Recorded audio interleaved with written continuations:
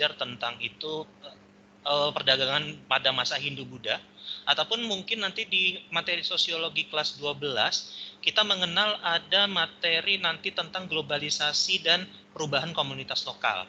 Nah, itu nanti akan dibahas juga kenapa kok bisa seperti itu. Nah, di sini kita akan melihat bahwa perdagangan ataupun pelayaran ini adalah dampak atau akibat dari posisi Indonesia yang seperti apa, dari kondisi Indonesia yang bagaimana. Nah, di sini kita akan lihat bahwa ada beberapa jenis letak atau beberapa jenis istilah letak yang dimiliki oleh Indonesia. Nah, di sini kita akan bahas, di pilihannya kan ada 5. Cuma untuk di sini kita akan bahas 4 terlebih dahulu. Yang pertama di sini ada yang namanya ini geologis. Yang pertama. Geologis ini maksudnya bagaimana letak Indonesia yang membuat Indonesia itu dibentuk dari apa. Nah, sekarang kita akan melihat sedikit bahwa Indonesia itu memiliki letak geologis yang unik sebenarnya. Di sini dilihat, kalau kita ngelihat di Google Maps ya, ini bisa kalian lihat di Google Maps. Terus kalau misalnya kalian mau ngubah dari apa, nah kalian bisa klik di sininya kalau di PC ya. Tapi kalau di HP, ini nggak kurang tahu karena ini jarang menggunakan di situ. Nah, ini di sini ada kayak semacam kalau di kita di geologi itu nyebutnya gundukan ya. Nah, gundukan ini adalah sebenarnya jalur pegunungan yang membentang dari Afrika. Ya, jadi pegunungan ini ya cukup panjang ya, dia bahkan bukan dari Indonesia doang. Dia dari Afrika. Nah, terus kemudian nanti dia akan berakhir di sini nih, Maluku, di Pulauan Banda.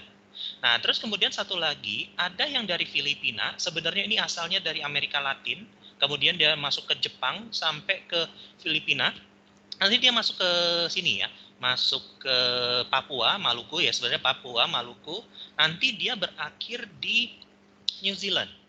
Nah, jadi kalau yang pertama, dia itu dari Sumatera, nanti ke Jawa, Bali, Nusa Tenggara, sampai nanti terakhirnya itu di Maluku, sampai di Banda ya. Tapi kalau misalnya yang di tadi, untuk yang di timur, anggaplah ini yang namanya barat ya, sama satu lagi yang timur. Kalau yang timur dia dari Filipina, kemudian masuk Maluku, kemudian nanti dia masuk ke Papua, sampai di terakhir di New Zealand, di situ. Nah, ini pegunungan yang di barat ini kita namakan sebagai namanya Sirkum Mediterania. Ya, jadi yang barat ini dari mulai Aceh sampai dengan Banda itu namanya Sirkum Mediterania. Sementara kalau yang di timur ini kita namakan sebagai namanya Sirkum Pasifik. Jadi Indonesia dilewati 2 jalur pegunungan besar. Apa itu? Ada yang namanya Sirkum Mediterania, sama satu lagi adalah Sirkum Pasifik. Nah, sekarang kalau misalnya kita bertanya kembali, kenapa kok terbentuk atau enggak misalnya kenapa kok Indonesia dilewati oleh 2 pegunungan ini, baik itu Sirkum Mediterania ataupun Sirkum Pasifik? Karena Indonesia itu sebenarnya terdiri dari 3 pertemuan lempeng atau 3 konvergensi lempeng. Jadi di sini kalau kita mungkin nggak kelihatan ya kalau ada di atas, tapi kalau misalnya kita melihat dari peta geologi, itu nanti akan kelihatan bahwa Indonesia itu terdiri dari 3 pertemuan atau 3 bentuk konvergensi lempeng. Jadi apa aja? Yang pertama adalah lempeng yang berasal dari India, kemudian sampai Australia. Nah, ini kita namakan sebagai namanya lempeng Indo-Australia. Jadi dia dari India sini, terus kemudian sampai Australia bagian timur. Nah, itu namanya lempeng Indo-Australia. Nah, jadi seluas ini dia lempengnya. Nah, terus yang kedua, yang di sini benua Asia ini, jadi benua Asia ini memiliki lempeng juga, tetapi dia ini memanjang sampai ke Eropa. Makanya karena dia memanjang sampai Eropa, jadi ini nih satu Indonesia Barat nih, yang Kalimantan, Sumatera, Jawa, terus nanti dia memanjang sampai ke Eropa, itu kita namakan sebagai lempeng Eurasia. Nah, Eurasia dia nanti arahnya ke sini nih, ke arah barat daya. Indo-Australia dia ke arah timur laut, jadi dia saling ketemu tuh. Saling ketemu di sini, kebetulan. Makanya terbentuklah kepulauan seperti Sumatera, Jawa, ataupun Kalimantan di sini. Namanya lempeng Eurasia. Sementara satu lagi di mana? Ini nih. Jadi wilayah yang merupakan bagian dari Samudra Pasifik ini, jadi kalau misalnya kalian bertanya Samudra Pasifik itu di mana sih? Nah, di sini nih. Ini adalah dia punya lempeng sendiri yang tentu saja namanya adalah lempeng Pasifik. Nah, lempeng Pasifik ini juga gerakannya sama. Gerakannya dia ini mengarah ke bawah, ke selatan. Jadi dia ini ngarahnya ke Hindia. Nah, kebetulan kenapa kok bisa kebentuk Pulau Papua, Pulau Maluku dan sekitarnya? Karena dia berbenturan dengan lempeng Indo-Australia. Di sini nih, kan tadi kan dikatakan lempeng Indo-Australia kan dari ujung sini sampai ujung sini. Nah, kalau yang Indonesia Barat, dia ketemunya sama lempeng Eurasia. Tapi kalau lempeng yang di timur, dia ketemu sama Pasifik. Makanya kebentuknya Pulau Papua itu seperti itu. Sementara kalau di Eurasia, kebentuk Pulau Sumatera, Kalimantan, dan juga Jawa. Nah, terus kalau kita bertanya, Sulawesi gimana kebentuknya? Kok nggak ada di baik itu kebentuk Eurasia ataupun Indo-Australia dengan Pasifik? Karena kalau Sulawesi ini, dia ini sebenarnya adalah bagian dari Kalimantan tadinya.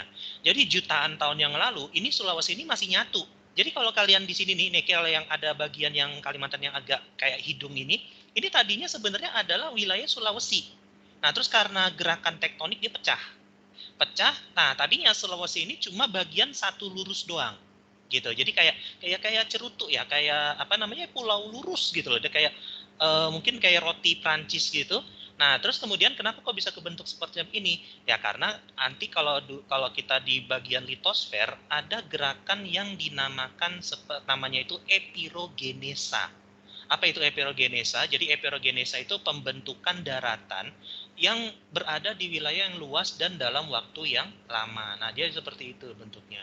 Jadi dulu Kalimantan itu dia masih bersatu dengan Sulawesi, cuma karena ada gerakan tektonik pecah dia jadinya.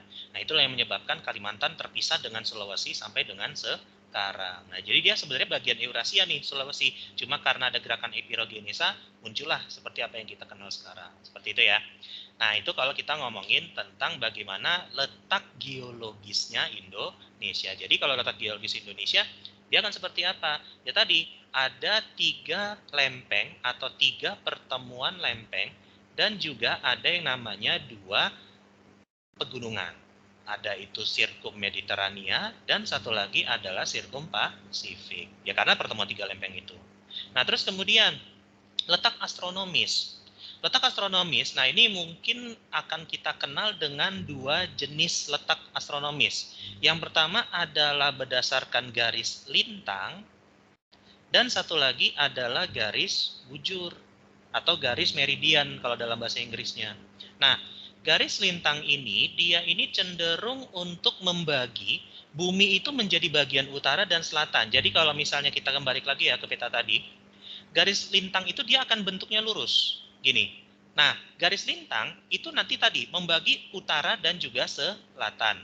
Nah, di tengah-tengah itu ini kita namakan sebagai namanya garis ekuator atau sering juga disebut dengan garis khatulistiwa. Nah, di Indonesia Pulau Sumatera, Pulau Kalimantan, sebagian Sulawesi dan sebagian Maluku itu dilewati oleh garis khatulistiwa. Nah, di mana khatulistiwa ini akan membagi bumi itu menjadi beberapa bagian, tetapi yang paling besar itu ada 4. Nah, garis khatulistiwa ini dia punya batas antara 0 derajat sampai 23,5 derajat. Baik itu ke lintang utara ataupun lintang selatan. Jadi sama aja.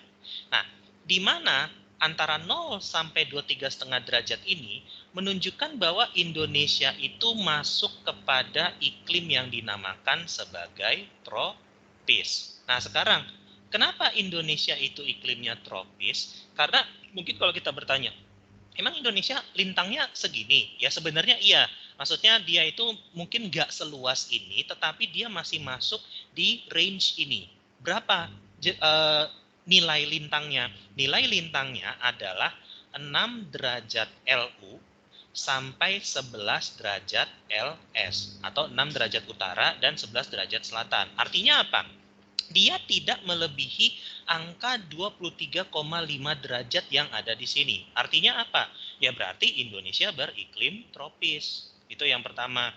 Tetapi karena Indonesia itu kebanyakan dikelilingi oleh lautan, seperti yang tadi kita lihat di beberapa, mungkin nanti juga akan kita bahas di itunya geografisnya, makanya tropis yang ada di Indonesia itu sangat berbeda dengan apa yang misalnya ada di misalnya negara Kenya, negara Kenya di Afrika. Kalau Kenya itu cenderung kering, tetapi kalau Indonesia karena dikelilingi laut, makanya dia cenderung lebih basah dibandingkan dengan apa yang ada di Kenya gitu. Atau mungkin dengan negara seperti Ekuador.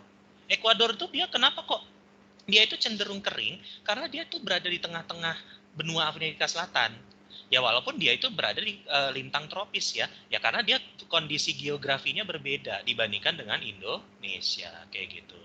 Nah ini kalau untuk iklim tropisnya dia karena memang berada di lintang yang dikurang dari 23,5 derajat. Nah sementara kalau garis bujurnya berapa garis bujurnya? Garis bujurnya ini adalah 95 ya. Jadi kalau kita untuk garis bujurnya itu 95 sebentar. 95 derajat sampai ya sampai 141 derajat. Nah, sekarang kalau ditanya, kalau garis bujur itu membagi bumi menjadi bagian mana dan bagian mana? Tadi kan kalau garis lintang kan utara selatan. Nah, sementara kalau garis bujur ini akan membagi Indonesia ya, bahkan negara di dunia ya, menjadi bagian barat dan bagian timur. Dari mana kita baginya? Untuk garis bujur ini kita akan ke Inggris.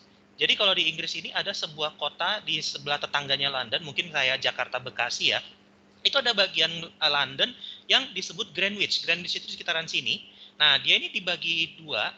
Ini ke kirinya ini adalah bujur barat, ke kanannya ini adalah bujur timur. Jadi mungkin beberapa negara Eropa, misalnya seperti Italia, Ceko, atau Jerman, Polandia, sampai Rusia, itu masuknya ke bujur timur.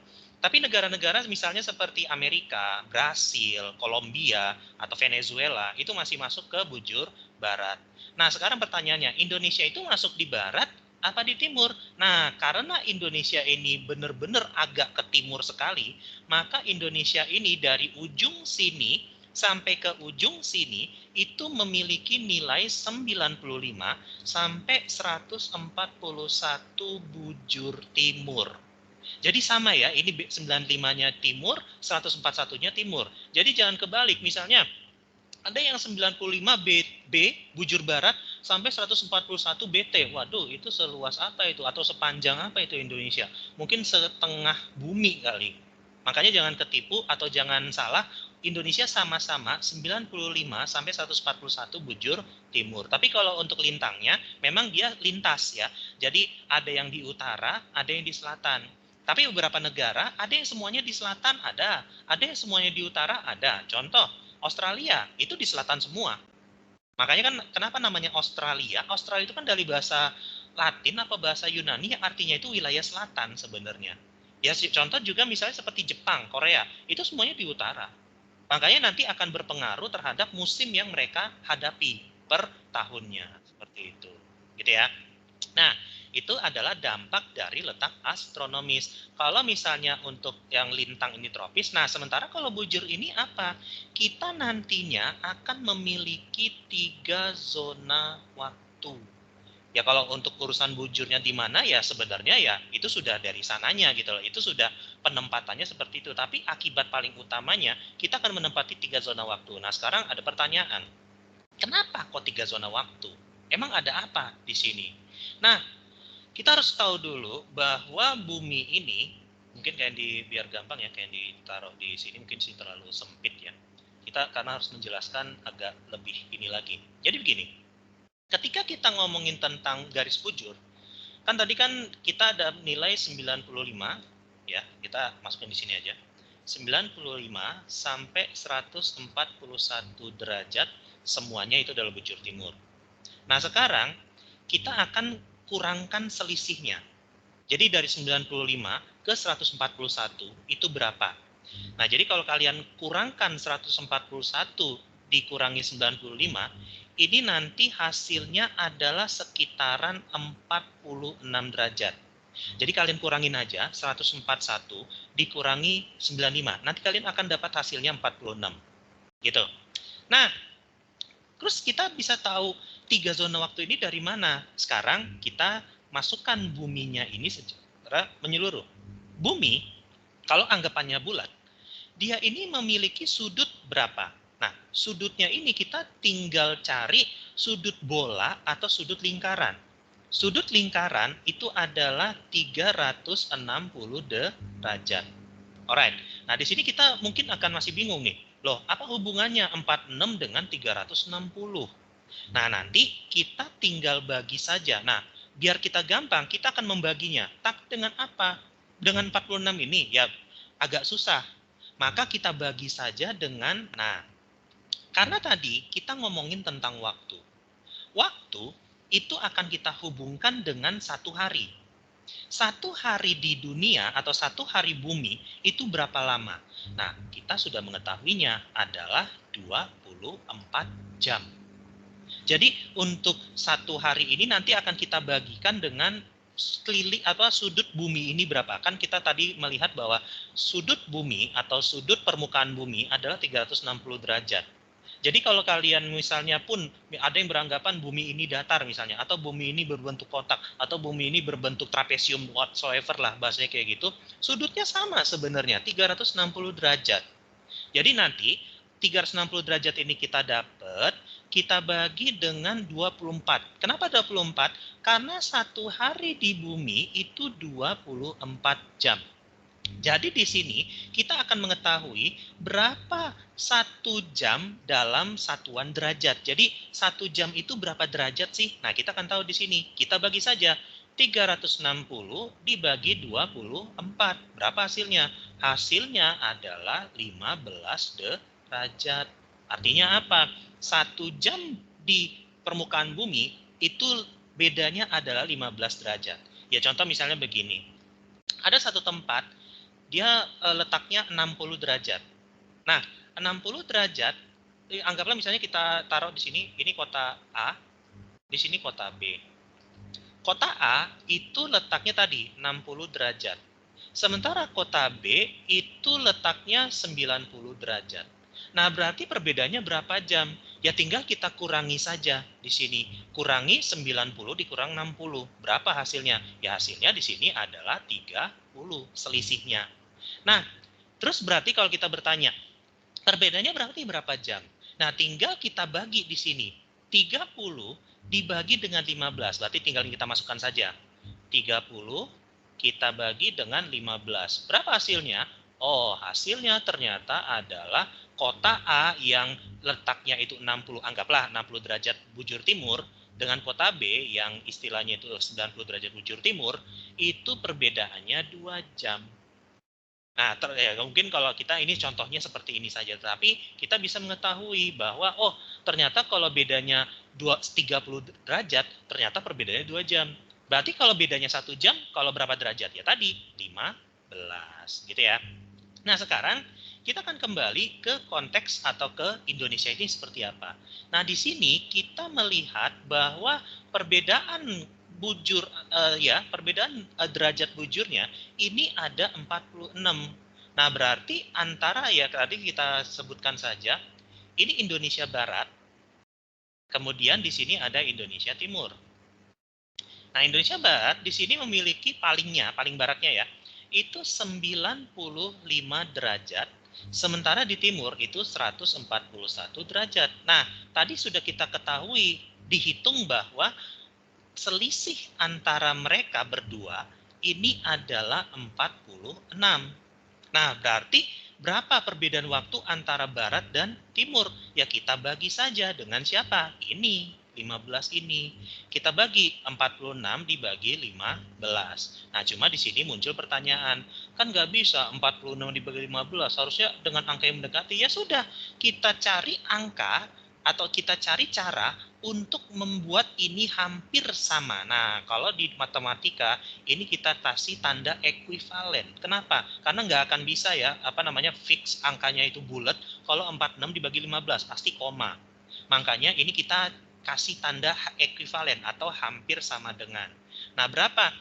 46 dibagi 15. Nah, kita cari angka di atas ini biar kita bisa bagi dengan 15, kita jadiin angka berapa? Bisa aja kita kita ganti menjadi 45. Ya berapa? 45 dibagi 15. Kita dapat 3. Gitu. Jadi di sini menandakan bahwa Indonesia itu ada 3 zona waktu. Kenapa? Karena dia memiliki perbedaan sekitaran 46 derajat. 46 derajat itu hampir sama dengan beda 3 jam, 40, 15, 15, 15. Ya mungkin kalau tambah 1 derajat lagi nanti ada. Itu dia nanti perbedaannya itu menitan. Jadi bukan jam lagi, tapi lebih ke menitan. Jadi cara untuk membaginya ya tinggal kita bagi aja. 1/15 nanti dikali 60. Ya berarti sekitaran, kalau 60 dibagi 15 itu berarti sekitar 4 menitan. Atau mungkin 1/4 jam. Berarti sekitaran 25 menit. Seperti itu. Nah itu kalau misalnya kita ngomongin tentang perbedaan 1 derajat itu berapa. Jadi kalau 1 derajat ini itu 25 menit. Gitu ya, 25 bukan 25 menit. 15 menit. Kayak gitu. Jadi bedanya di situ aja. Paham ya?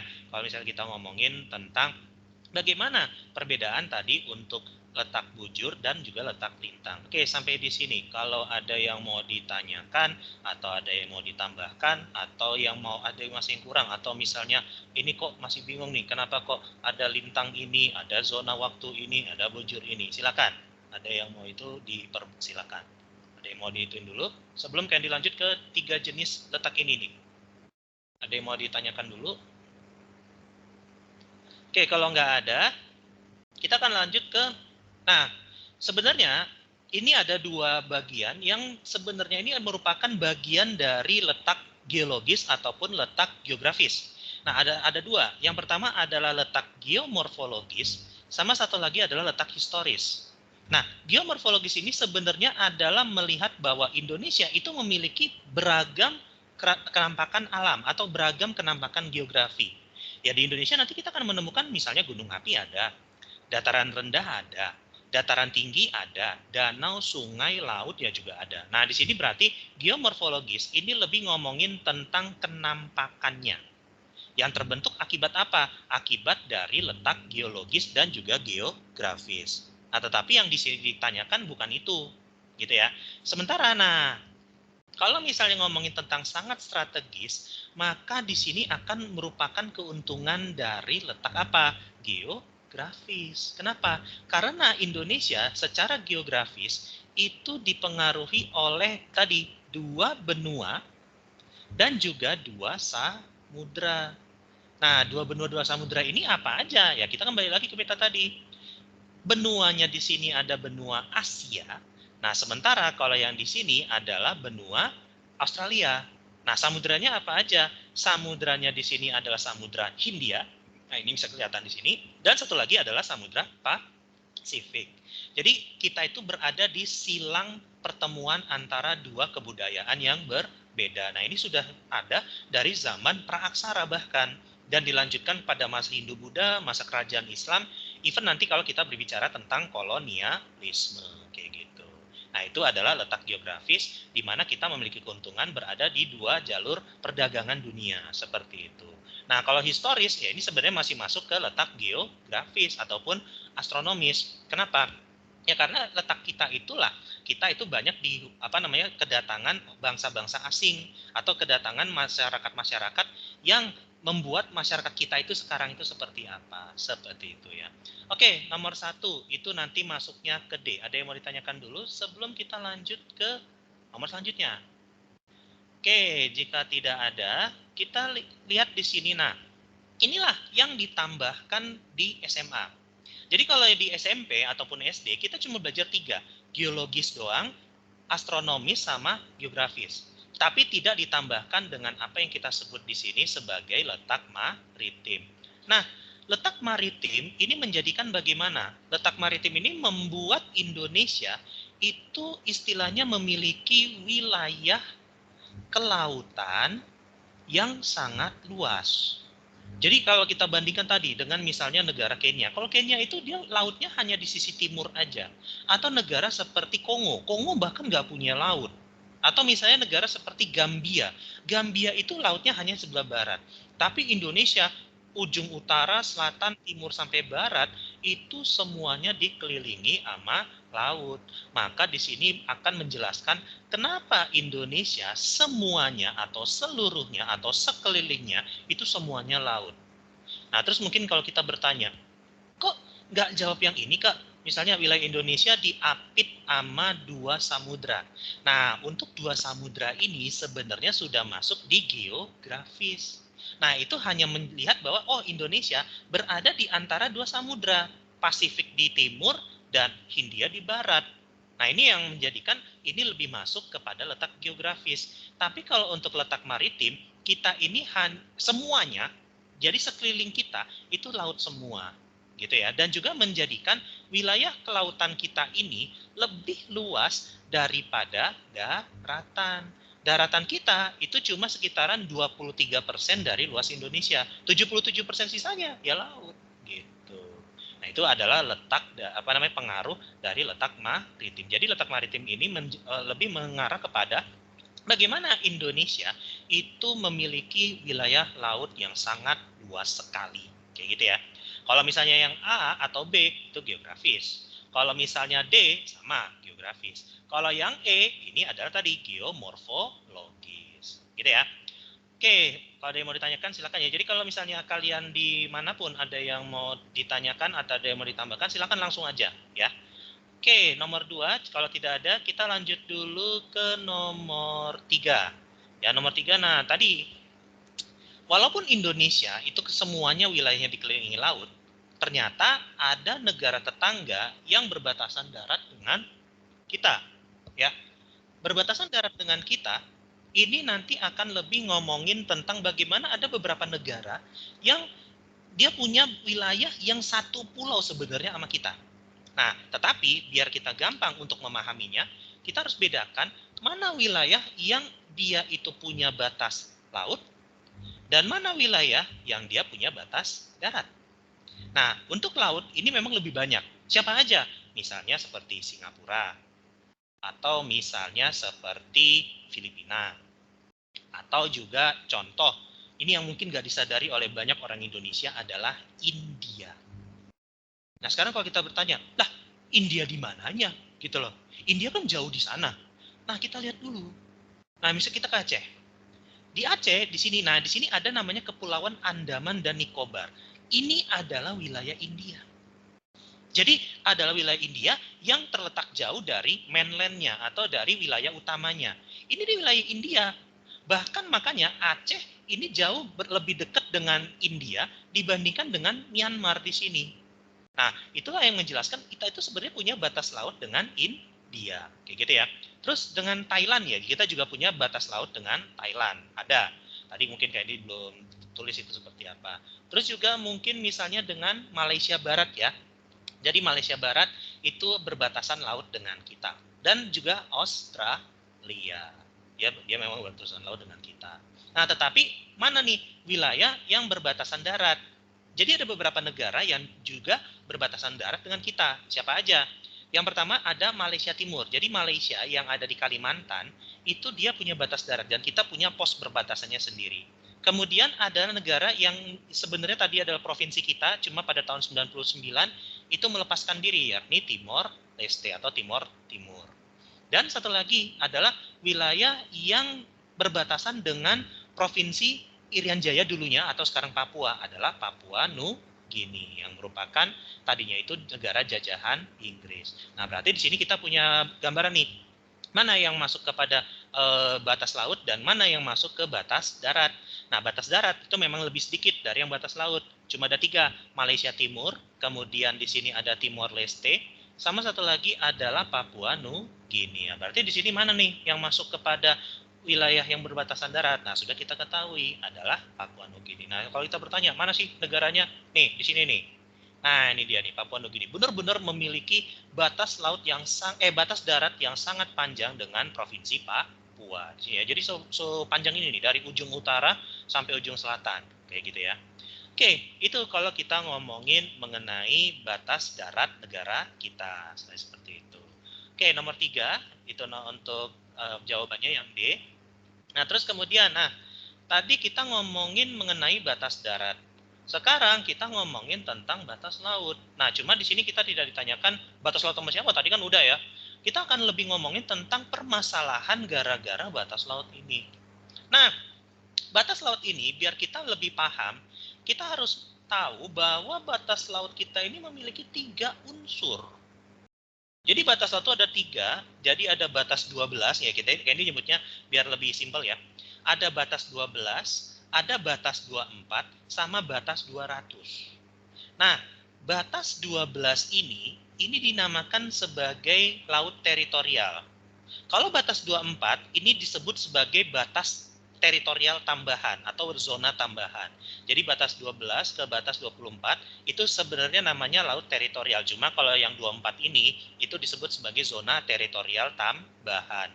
Sementara kalau 200 itu namanya adalah zona ekonomi eksklusif. Ya 200 mil itu kalau bahasa kalau dalam kilometer itu sekitaran 400-an kilo. Ya 400 kilo itu sama aja dari Jakarta ke Tegal atau ke Pemalang, Pekalongan, ya kayak gitu ya. Nah, ini adalah laut zona ekonomi eksklusif. Nah, mana di sini yang suka bikin masalah dengan negara lain? Nah, kalau tadi misalnya dikatakan, apakah laut teritorial, apakah zona tambahan, atau zona ekonomi eksklusif? Nah, yang paling sering bermasalah itu di sini nih, zona ekonomi eksklusif. Kenapa? Jadi kalau misalnya kita ngomongin, kalau kita kembali ke wilayah Indonesia tadi ya, nah, khususnya di Indonesia Barat, wilayah kita kan banyak bersinggungan dengan wilayah negara lain. Malaysia iya, Brunei iya, Thailand iya, Filipina iya, sampai Vietnam. Nah, khususnya kita akan paling sering bermasalah tuh di sini nih.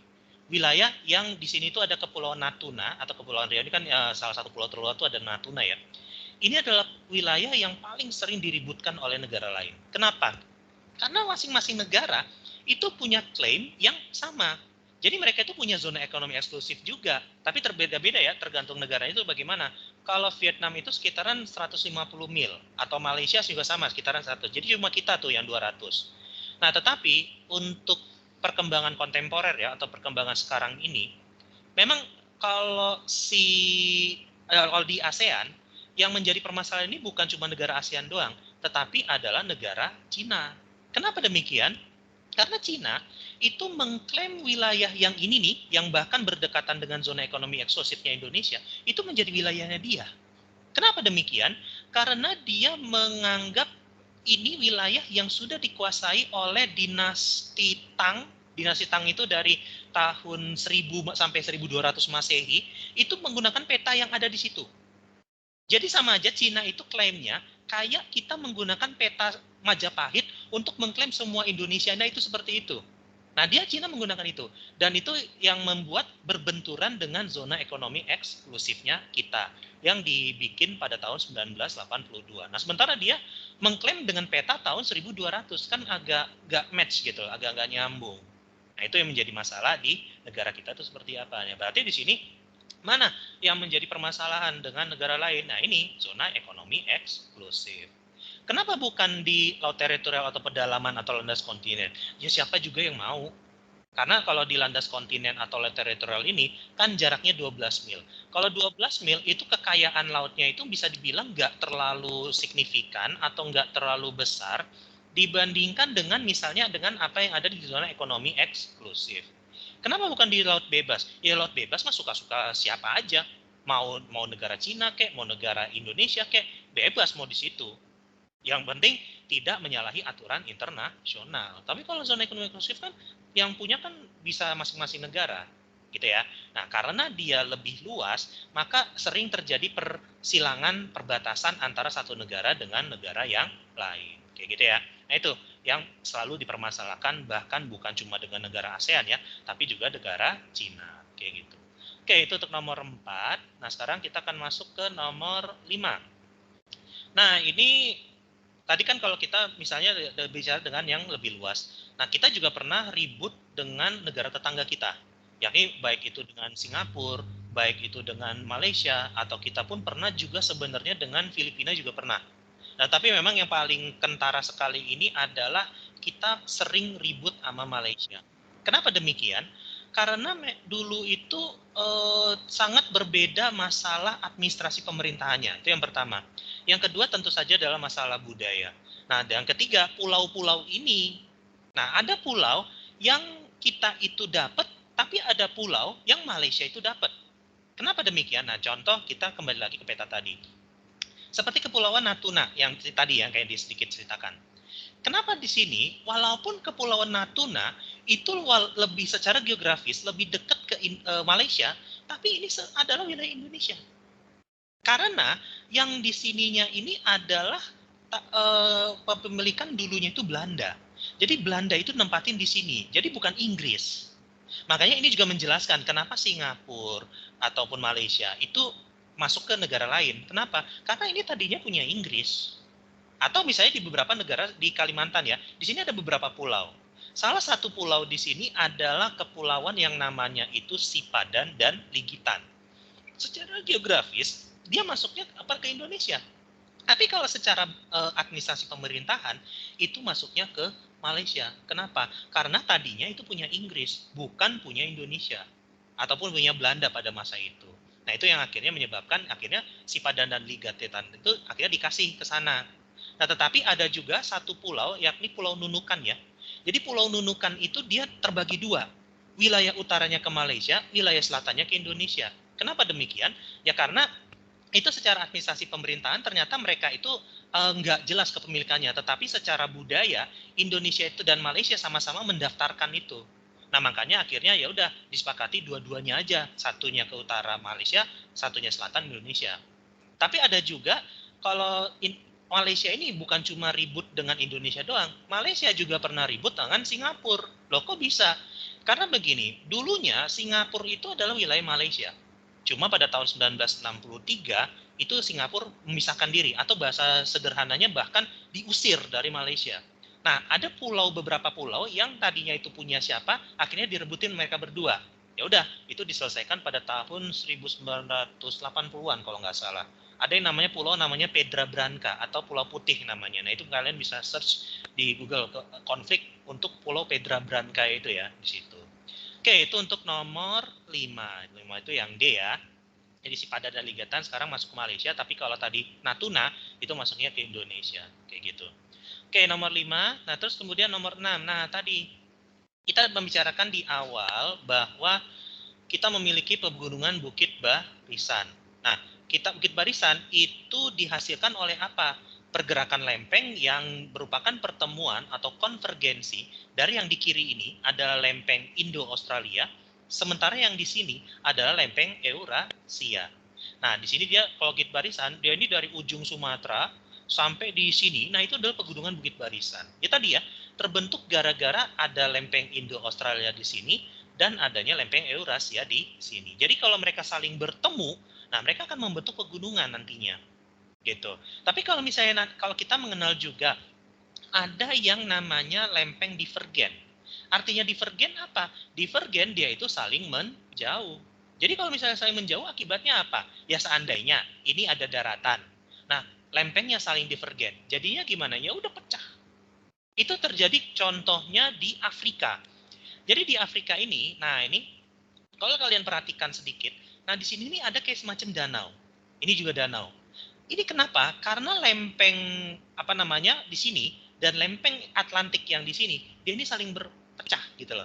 Jadi dia pecah ke sini, jadinya kalau misalnya di jutaan tahun kemudian, ini nantinya dia jadi laut nih. Karena dia pecah menjadi beberapa bagian. Kayak gitu ya. Tapi kalau di Indonesia, nggak gitu. Kalau di Indonesia dia saling nyatu atau konvergen. Tapi ada juga di wilayah Indonesia yang berpapasan atau transform. Kalau transform itu mungkin ada ya, tetapi nggak terlalu banyak kalau di kita. Kalau transform itu banyaknya di Pasifik, gitu ya. Nah itu kalau misalnya kita melihat apa itu perbedaan konvergen, apa itu perbedaan divergen, sama satu lagi transform. Nah, konvergensi tadi antara lempeng Indo-Australia dan lempeng Eurasia itu menghasilkan Bukit Barisan. Terus apalagi selain Bukit Barisan? Pegunungan di Pulau Jawa atau Kepulauan Nusa Tenggara dan juga Bali. Itu terbentuk karena itu. Tapi kalau misalnya Indo-Australia dan Pasifik menghasilkan apa? Ya ini Papua dan juga serta pegunungan yang ada di tengahnya. Nah, sekarang kita bertanya dulu.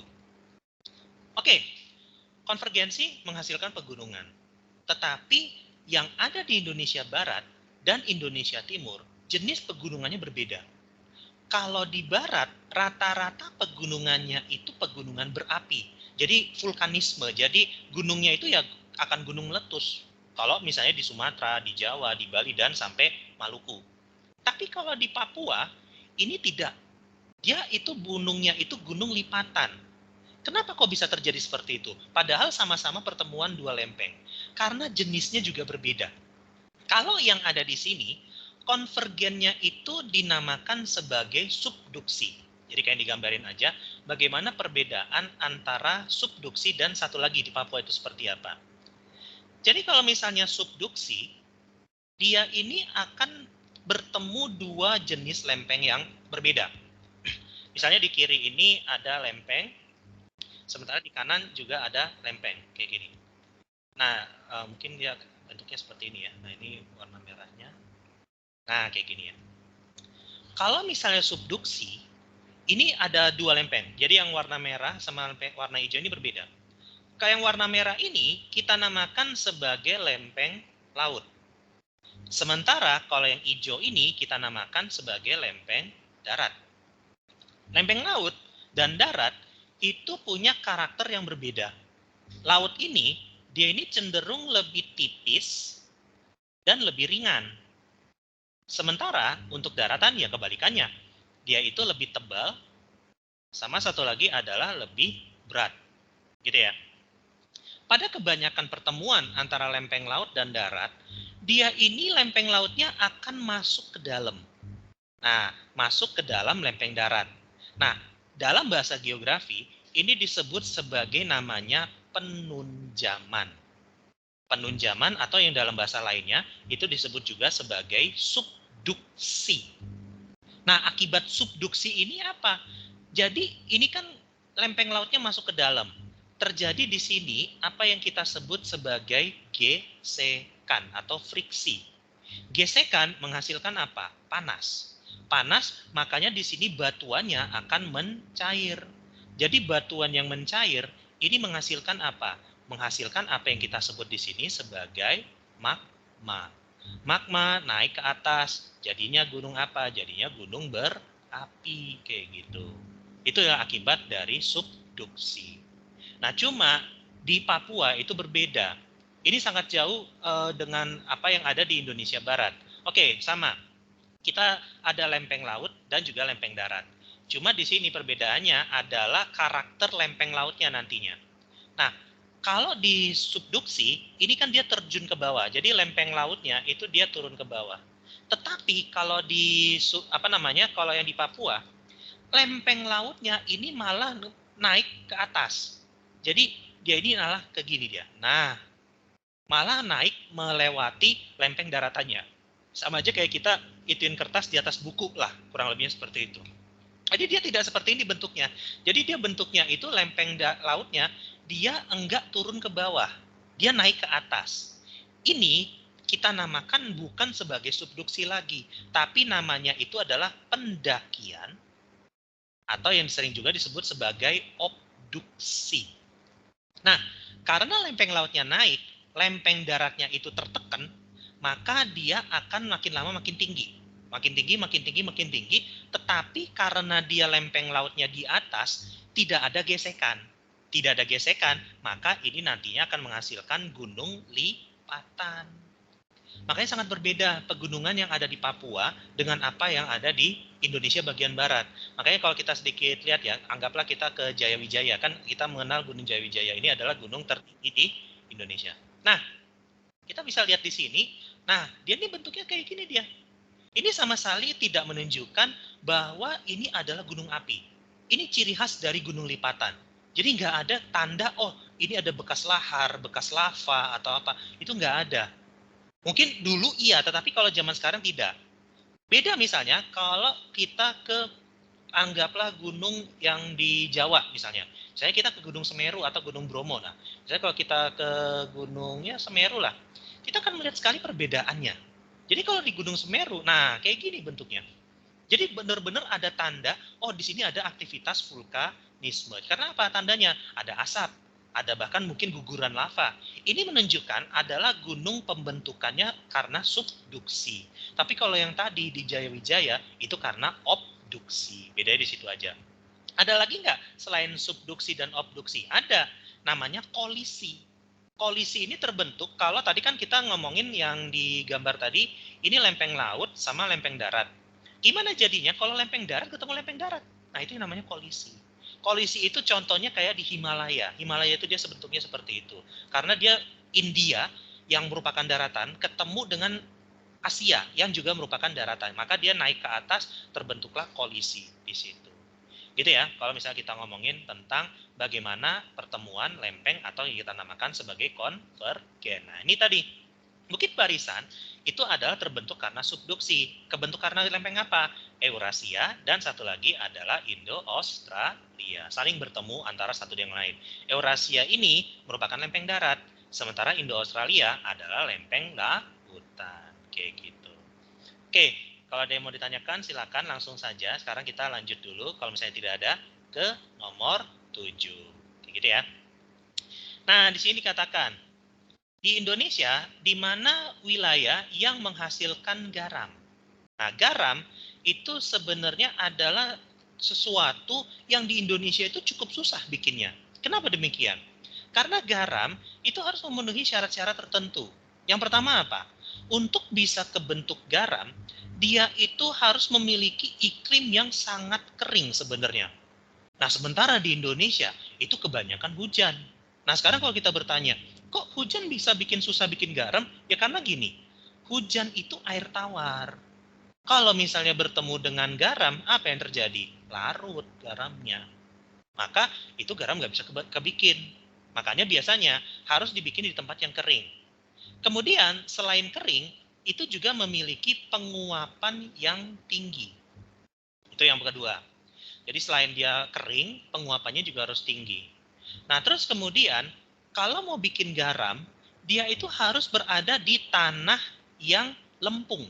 Tanah lempung itu maksudnya adalah tanah yang keras ya, bukan tanah yang lembek. Kebanyakan di Indonesia itu ada dua jenis tanah. Tanah apa? Tanah aluvial, sama satu lagi adalah tanah andosol. Atau sering juga ini disebut kalau andosol ini adalah tanah vulkanik. Ya. Nah, tanah aluvial dan andosol itu nggak cocok untuk bikin garam. Kenapa? Ya sekarang gini aja. Aluvial ini kan sama aja dengan tanah sungai. Tanah sungai ini, tanah endapan, kalau kita injek, khususnya kalau lagi musim hujan, itu becek banget. Dan kaki kita itu bisa nyungsep gitu loh. Nah, karena nyungsep, garam kalau dikasih di tanah aluvial ini, dia malah cenderung larut. Cenderung akan masuk ke dalam tanahnya. Akibatnya apa? Yang nggak bisa kebikin. Kalau tanah andosol juga sama. Tanah andosol ini karakternya hampir mirip dengan tanah aluvial. Jadi kalau tanah andosol ini kita injek, sama, dia benyek masuk ke dalam. Ya akibatnya sama. Kalau garam ditaruh di sini, ya sama, larut. Makanya kita harus menaruhnya itu di tanah liat, tanah lempung, kayak gitu. Hanya sedikit wilayah di Indonesia yang memiliki karakter semacam ini. Di mana salah satunya? Salah satunya adalah di Madura, seperti itu. Nah, misalnya kalau kita bertanya, kenapa bukan di Maluku? Maluku dia andosol tanahnya. Kenapa bukan di Belitung? Belitung dia itu memang tanahnya kering, penguapannya tinggi, tetapi dia itu juga banyak hujan. Makanya dia akan cepat larut. Kenapa bukan Flores? Flores betul kering, penguapannya tinggi, tapi ini tanahnya andosol. Jadi nggak bisa terbentuk. Kenapa bukan Buton? Buton dia itu basah dan juga tanahnya tidak pas, gitu. Nah itu makanya di Madura lah banyak terdapat pembuatan garam yang rata-rata itu home industry. Jadi dia dibikin di tempat di rumah-rumahan dan itu nantinya akan di garam itu akan diambil dan itu adalah salah satu sentra garam terbesar di Indonesia seperti itu. Oke ya, itu untuk nomor 7. Jadi garam akan bisa terbentuk kalau 3 syarat ini terpenuhi. Kering, tanahnya juga kering, penguapannya tinggi, dan jenis tanahnya juga harus pas. Kalau misalnya tidak ini akan susah. Bisa sih tapi susah. Atau bahkan kalau cuma satu doang atau tidak ada sama sekali ya nggak akan bisa. Gitu ya. Nah itu untuk nomor 7. Nah terus kalau ada pertanyaan silakan. Kalau enggak kita lanjut dulu ke nomor selanjutnya. Nah tadi nih, di awal kita ngomongin ada Sirkum Pasifik dan Sirkum Mediterania. Nah, cuma kalau kita bertanya, Sirkum Pasifik itu pegunungan apa aja? Dan Sirkum Mediterania pegunungan apa aja? Nah, sekarang kita akan lihat Sirkum Mediterania terlebih dahulu. Sirkum Mediterania itu asalnya dari Afrika, jadi dari negara Maroko. Negara Maroko ini dia punya pegunungan atas. Dia nanti akan naik ke atas ke pegunungan Alpen di sini. Nah, ini pegunungan Alpen. Terus nanti dia ke pegunungan Kaukasus. Ini Kaukasus ini perbatasan antara Rusia, Armenia dan juga Turki. Nanti dia masuk Iran, Iran dia nanti masuk ke Himalaya, terus nanti dia masuk ke sini, pegunungan Arakan Yoma di Myanmar, tadi ke Andaman, nanti sampai ke Indonesia. Di mana di Indonesia ini akan masuk ke Maluku. Itu adalah pergunungan Sirkum Mediterania. Tapi kalau Sirkum Pasifik, itu dari mana? Sirkum Pasifik, ini dia dari sini, pegunungan Andes di Amerika Latin. Nanti dia masuk ke sini nih, California. Nanti di sini ada 2 pegunungan di Amerika Serikat. Ada pegunungan Rocky, sama satu lagi pegunungan Cascadian. Nanti dia masuk ke Alaska. Nah, nanti dia akan melanjut ke sini nih. Jadi di sini ada kayak rangkaian kepulauan. Kalau kepulauan ini nanti dinamakan sebagai Aleutian Island. Nah, nanti dia masuk ke Kamchatka. Nah, ini Kamchatka ini sekarang menjadi wilayah Rusia. Nanti dia masuk ke Jepang. Nah, Jepang terus masuk Filipina sampai Papua hingga New Zealand. Kayak gitu ya. Nah, jadi ada beberapa jenis pegunungan yang terbentuk akibat 2 jenis pegunungan tadi, Sirkum Mediterania dan Sirkum Pasifik. Nah, sekarang kita bertanya, mana nih yang masuk kepada Sirkum Pasifik? Kalau misalnya pegunungan Atlas, Atlas ini tadi di Afrika. Nah, Afrika berarti masih masuk kepada Mediterania. Alpen juga sama, Alpen ini ada di Eropa, ini juga masuk ke pegunungan yang sama. Nah, di sini nih, pegunungan Andes. Andes itu satu bagian dengan Rocky yang dari Amerika Utara, dan juga pegunungan Jayawijaya yang ada di Papua. Makanya Andes ini masuk kepada pegunungan Sirkum Pasifik. Tadi juga sama, Himalaya ataupun Bukit Barisan, ini masih masuk kepada pegunungan apa? Sirkum Mediterania. Masih sama ya, saya seperti itu. Nah, itu untuk nomor 8. Ada pertanyaan atau ada yang mau tambahkan atau yang kurang, silakan. Kalau enggak, kita lanjut dulu ke nomor 9 ya. Nah, di sini nomor 9 ini dikatakan bahwa dulu mungkin di kelas 10 kita pernah belajar tentang jenis pembentukan laut. Pembentukan laut itu nanti kita akan bagi ini menjadi 3. Ada nanti laut yang namanya itu ingresi, kemudian ada yang namanya laut transgresi, sama satu lagi adalah laut regresi. Nah, cuma di sini yang ditanyakan adalah laut transgresi. Nah, di sini kita harus tahu dulu, kalau laut ingresi itu bagaimana, transgresi bagaimana, regresi bagaimana. Jadi gini, kalau laut ingresi, ini adalah laut yang terjadi karena dasar laut yang turun. Jadi misalnya kalau kita punya, anggaplah ini daratan nih, mungkin kita gambar sederhana aja. Nah, di sini ada lautan. Nah, tadinya dia segini. Nah, cuma gara-gara di sini dasar lautnya turun, jadi dia nggak segini lagi. Anggaplah dia di sini. Nah, dasar lautnya turun, maka dia itu yang tadinya kedalamannya segini, sekarang kedalamannya segini. Nah, jadi lebih dalam. Nah, ini anggaplah dasar yang baru, ini dasar yang lama. Nah, karena tadinya dia ini dasar lautnya segini, nah sekarang malah berubah. Dia malah lebih dalam lagi. Nah, ini yang adalah laut ingresi. Jadi, daratan di lautnya yang turun atau dasar lautnya yang turun. Jadi, lautnya lebih dalam. Itu ingresi. Tapi kalau transgresi bagaimana? Kalau transgresi agak berbeda. Misalnya ini ada daratan. Nah, daratan ini tiba-tiba yang gara-gara ada air laut yang naik, maka dia yang tadinya daratan itu berubah menjadi lautan, kayak gitu. Ya tadi misalnya kalau transgresi, tadinya itu darat. Nah, cuma gara-gara misalnya banjir, permukaan kutub mencair, atau enggak gejala-gejala lainnya, misalnya juga ada gerakan tektonik yang menyebabkan air laut itu masuk. Nah, ini yang kita namakan sebagai laut transgresi, yang tadinya darat sekarang menjadi lautan. Tapi kalau regresi berbeda. Kalau regresi, anggaplah ini laut tadinya. Nah, cuma gara-gara itu sekarang bentar loh, kalau laut kan berarti biru ya. Nah, ini tadinya laut. Cuma gara-gara ini ada sesuatu, misalnya gunung berapi dasar laut naik, atau misalnya ada penyempitan gara-gara sungai, atau misalnya adanya menyatu antara satu benua dengan benua lain. Makanya yang tadinya ini laut, sekarang malah menjadi daratan. Atau dalam bahasa sederhananya adalah lautnya menghilang, atau lautnya menyempit. Nah, itu adalah laut regresi. Nah, sekarang mungkin kita akan bertanya, contohnya apa sih? Kalau ingresi di Indonesia, contohnya seperti Laut Banda. Nah, mungkin kita akan, biar gampang, kita ke sana aja. Nah, Laut Banda ini adalah laut ingresi. Nah, di sini kita bisa melihat Kenapa warnanya ini jauh lebih biru dibandingkan dengan Laut Arafura? Karena ini dia semakin lama semakin dalam.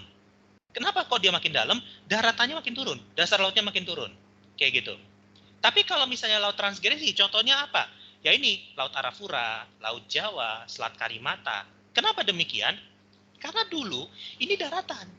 Cuma karena es mencair, zaman es berakhir, maka permukaan laut naik. Yang tadinya ini daratan, sekarang berubah menjadi lautan. Tapi kalau laut regresi contohnya apa? Nah, laut regresi contohnya itu Selat Sunda. Nah, kenapa demikian? Karena tadinya ini laut.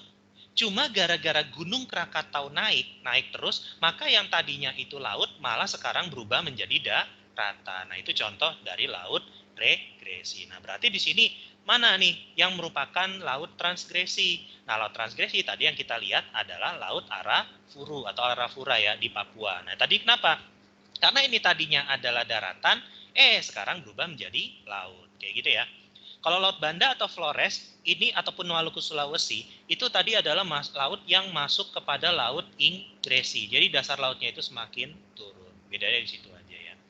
Oke, itu untuk nomor 9 dan juga 10. Tadi kita ngomongin sedimentasi yang ada di Selat Sunda. Maka ini lautnya apa? Nah, tadi kita sudah bahas adalah laut regresi. Karena semakin menyempit, muncul daratan yang di tempat yang tadinya lautan, maka ini kita namakan sebagai laut regresi.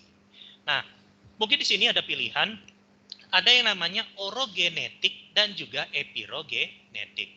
Apa itu orogenetik dan epirogenetik? Jadi mungkin dulu di pembentukan bumi ada gerak yang namanya itu orogenesa dan epirogenesa.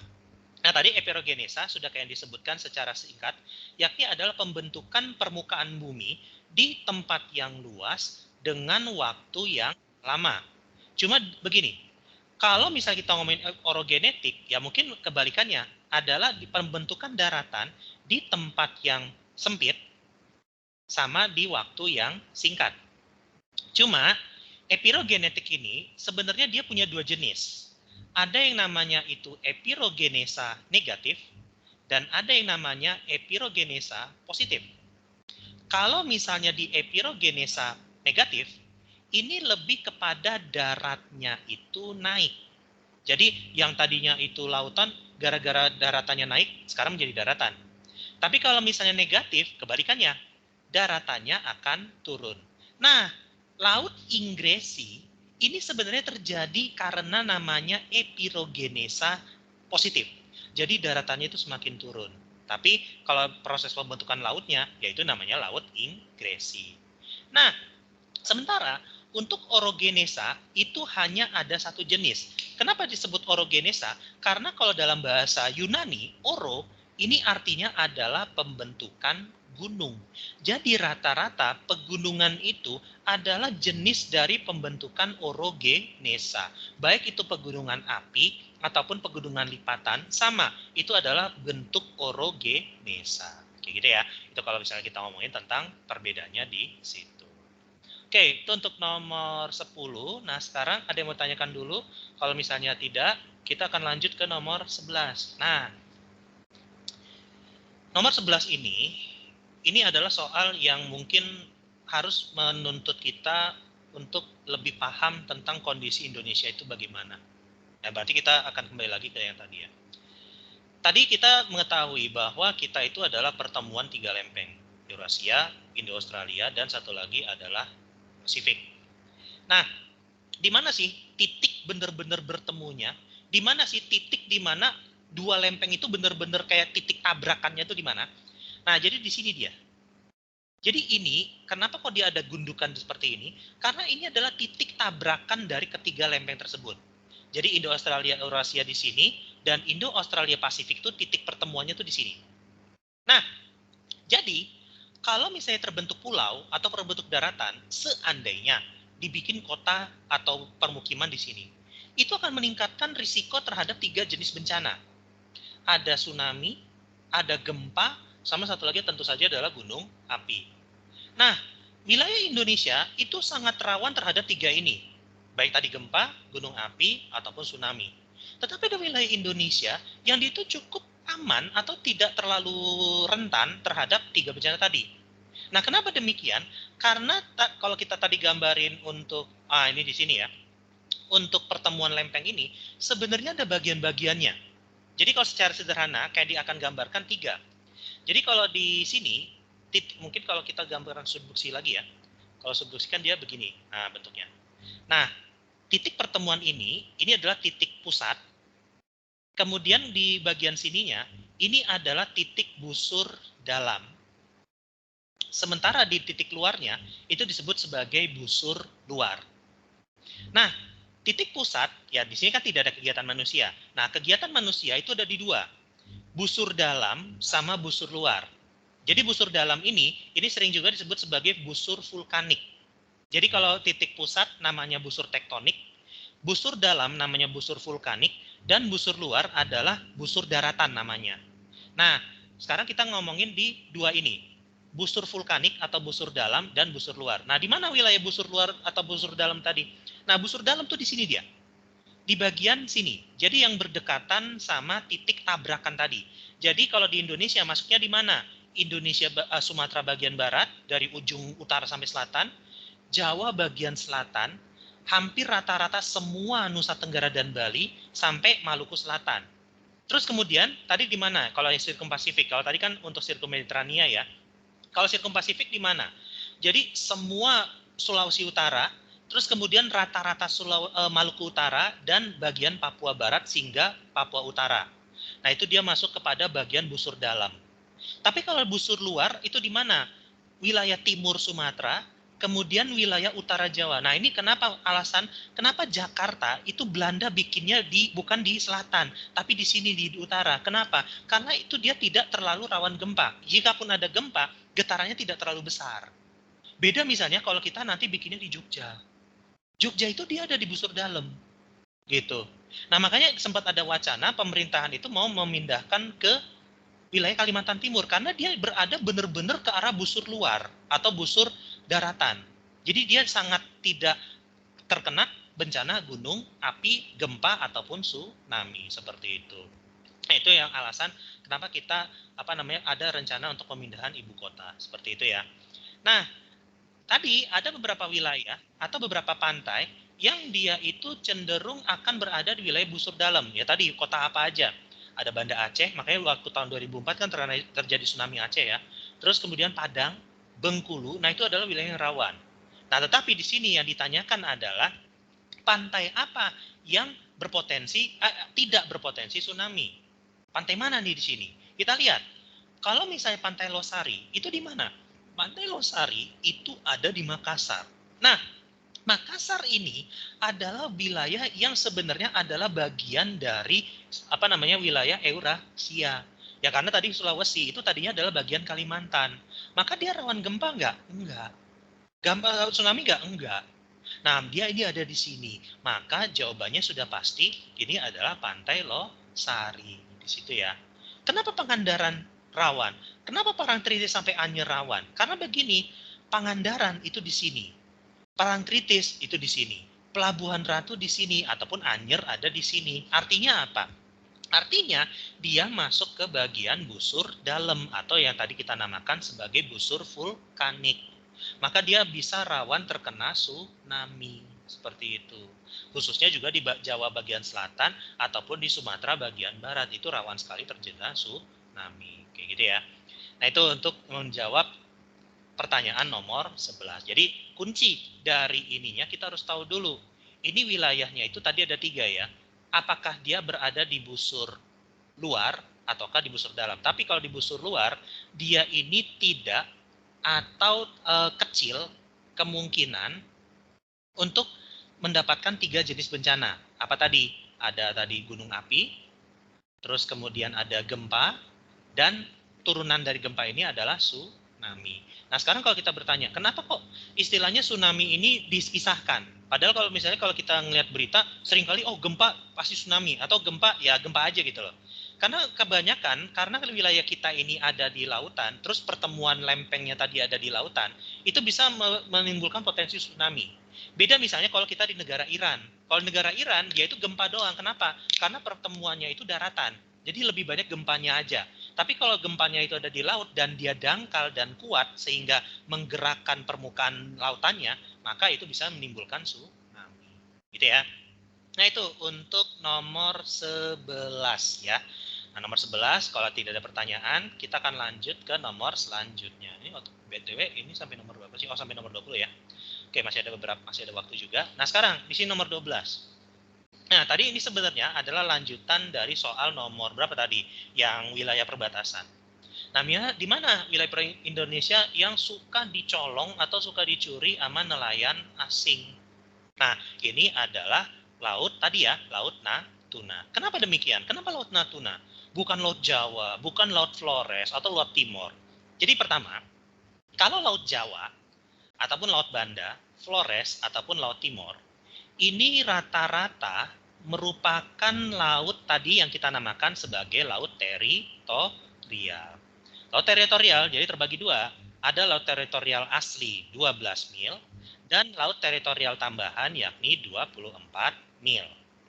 Natuna di sisi lain merupakan sesuatu yang sangat berbeda.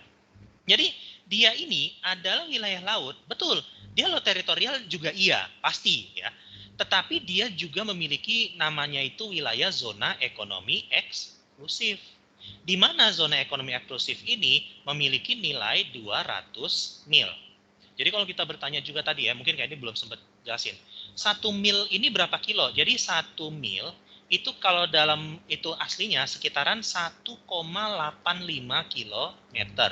Jadi misalnya kalau 100 mil ya berarti 185 kilometer. Berarti kalau 200 mil ya di atas itu 3.385 kilometer ya kurang lebih seperti itu. Atau mungkin kita bulatkan 400 kilometer. Nah, Natuna selain dia di wilayah zona ekonomi eksklusif yang mana singgungan dengan batasan negara lain itu sangat kuat, ini juga Laut Natuna dia itu banyak berbatasan dengan beberapa negara. Ya mana aja? Bisa Singapura, bisa itu dengan Malaysia, kemudian tadi juga ada dengan Vietnam, dan tentu saja tadi juga dengan Cina. Karena banyak negara yang berbatasan langsung dengan negara kita di situ, maka potensi pencurian ikannya juga semakin besar. Nah, kalau misalnya kita di Laut Timor, kita itu cuma berbatasan dengan dua, Australia sama Timor Leste. Dan tidak ada laporan atau jarang ya laporan pencurian ikan di situ. Kalau misalnya di Laut Banda, itu teritorial. Jadi kalau Laut Banda itu batasannya itu Maluku sama Papua. Kalau Laut Jawa, Kalimantan, Jawa sama Sumatera. Kalau Laut Flores, ya Flores dengan Sulawesi. Kalau Laut Timur, ya tadi ya. Nah itu makanya ini kita akan namakan sebagai laut teritorial. Beda dengan Laut Natuna yang batasannya itu sangat luas sekali. Makanya pencurian ikan itu sering banyak terjadi di sini. Kayak gitu ya. Nah itu untuk nomor 12. Oke. Nah nomor 12 kita lanjut dulu ke nomor 13. Nah di sini.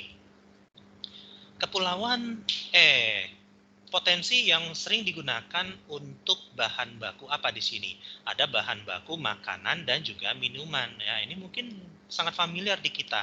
Ya sangat familiar kalau kita makan sushi atau kita makan apa segala macamnya.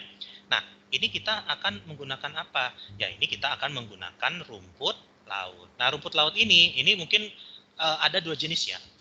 Ada yang kalau dalam bahasa Inggris itu disebut sebagai seaweed.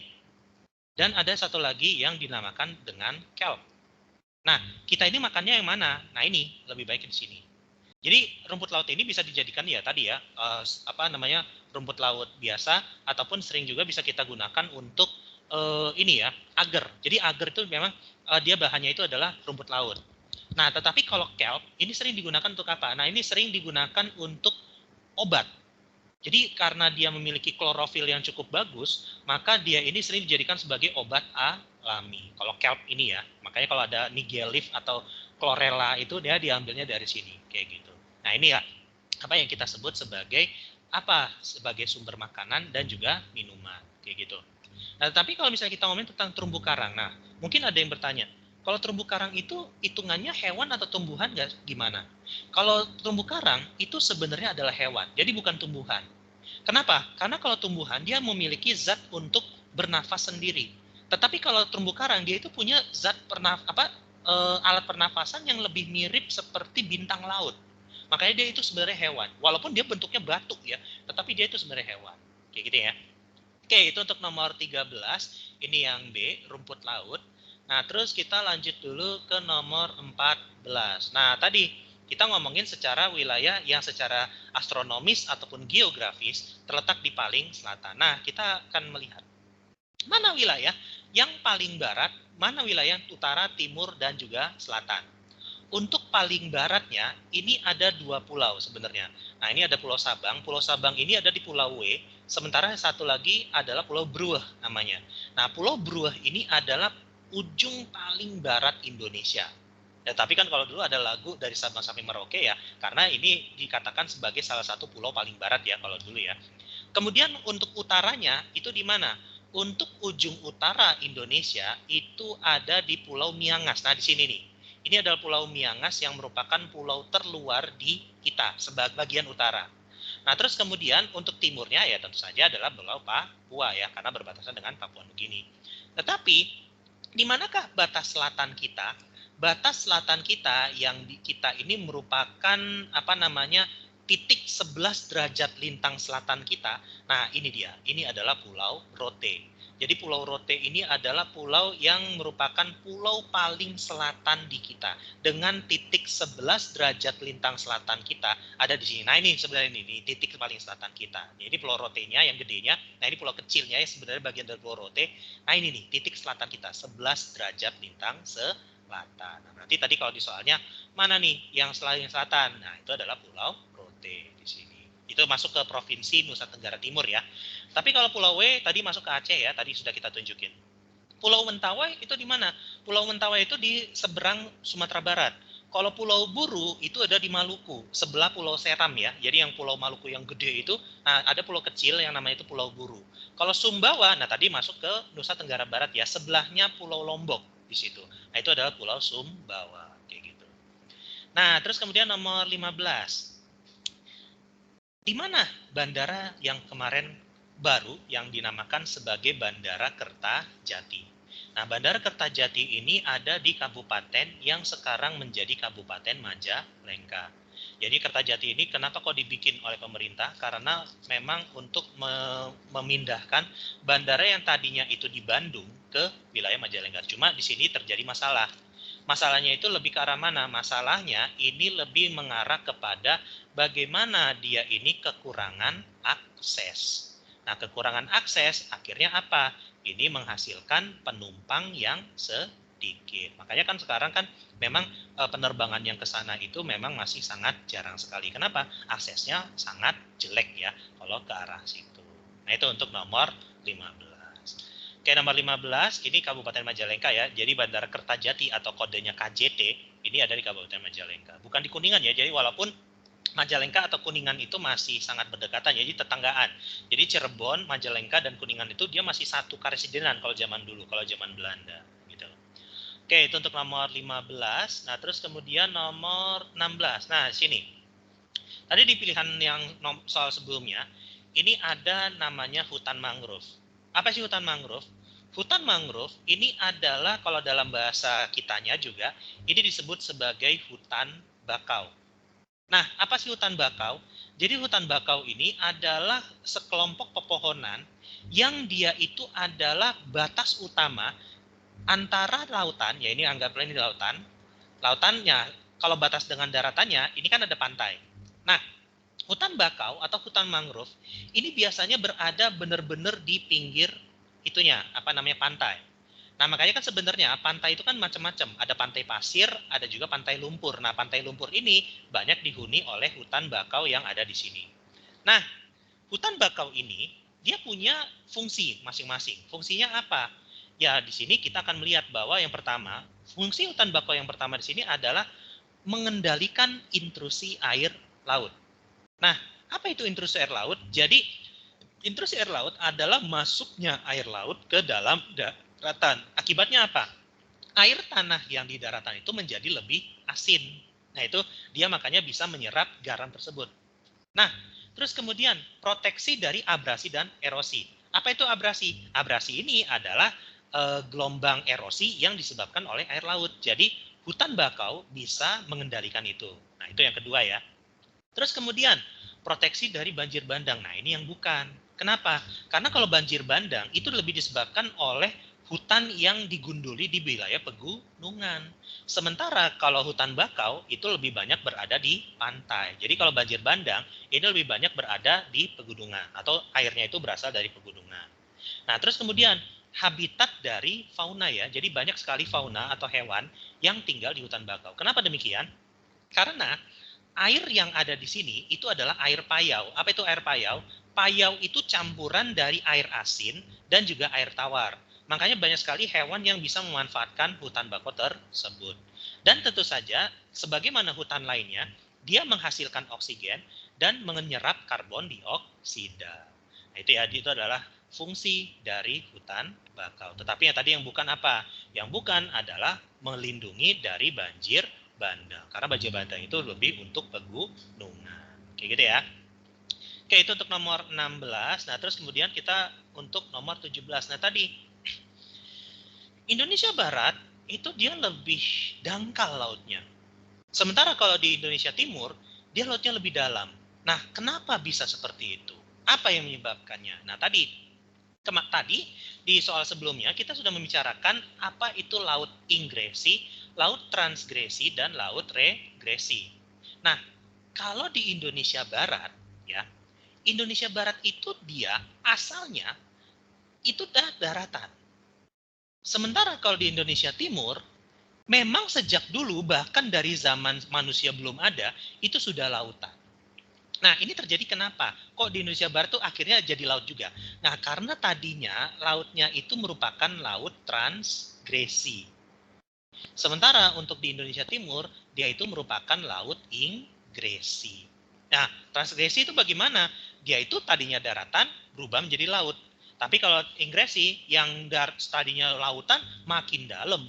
Nah, makanya di sini lebih ke arah mana? Di sini lebih mengarah kepada bagaimana perbedaan proses pembentukan morfologinya. Ya tadi, barat itu tadinya lautan, darinya daratan, sekarang menjadi lautan. Kalau timur dari dulu sudah laut, makin dalam seperti itu.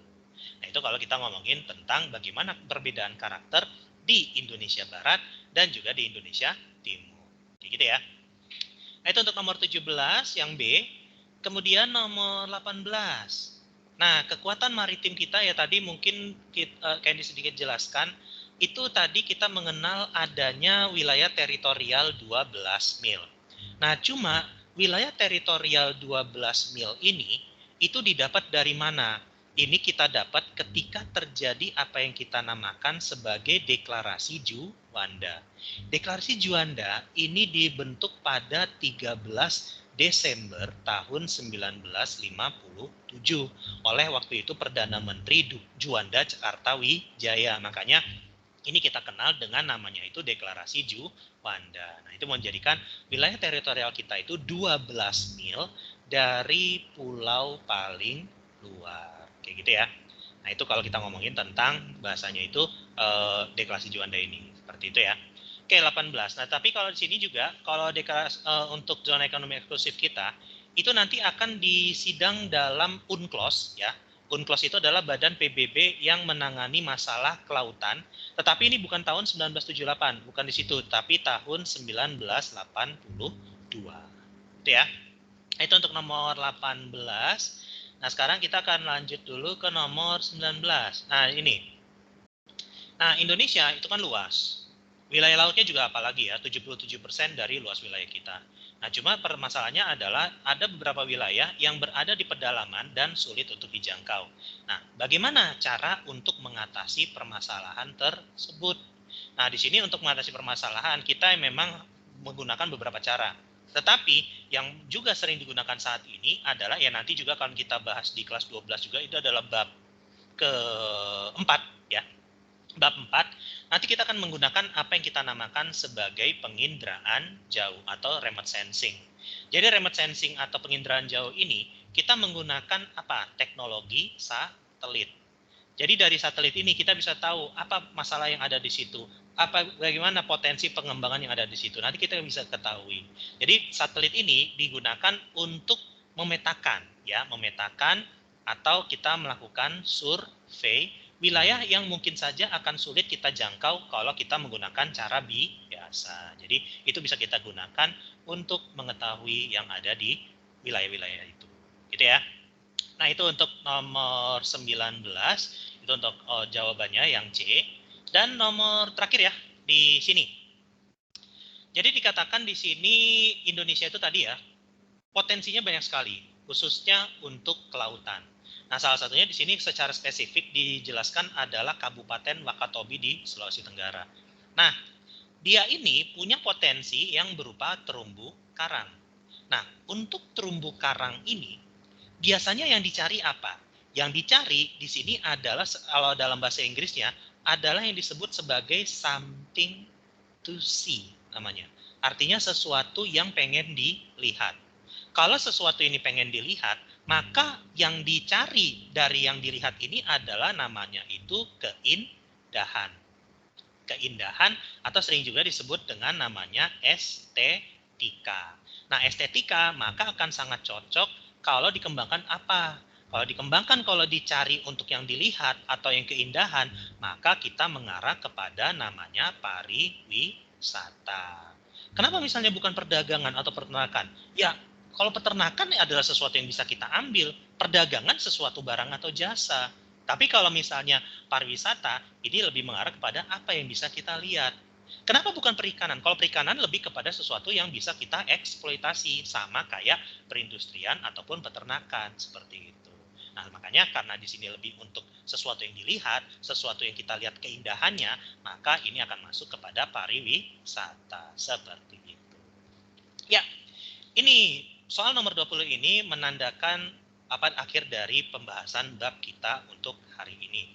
Nah, ini nanti untuk pembahasannya KND akan kasih di grup ya. Nanti kalian bisa lihat untuk kalian pelajari. Jika kalian ada yang pengen ditanyakan, silakan langsung ditanyakan saja seperti itu. Oke, ada pertanyaan sebelum mungkin KND selesaikan untuk hari ini? Mungkin dan juga ini sudah mau masuk waktu sholat juga, kalau misalnya itu mungkin kayak diselesaikan saja ya. Jadi terima kasih bagi kalian yang sudah hadir dan mohon maaf jika Candy selama dalam penyampaian ada yang kurang atau ada yang terlalu cepat atau misalnya masih kurang detail atau misalnya mungkin ada yang kurang berkenan ya. Jadi karena itu memang murni dari Candy sebagai seorang manusia. Itu aja dulu, kita akhiri dengan bacaan hamdalah alhamdulillahirabbil alamin serta kita baca doa kafaratul majelis subhanakallahumma wa bihamdika asyhadu an la ilaha illa anta astaghfiruka wa atubu ilaik. Oke, silakan bagi kalian yang mau itu boleh ya untuk hari ini, silakan itu dulu ya.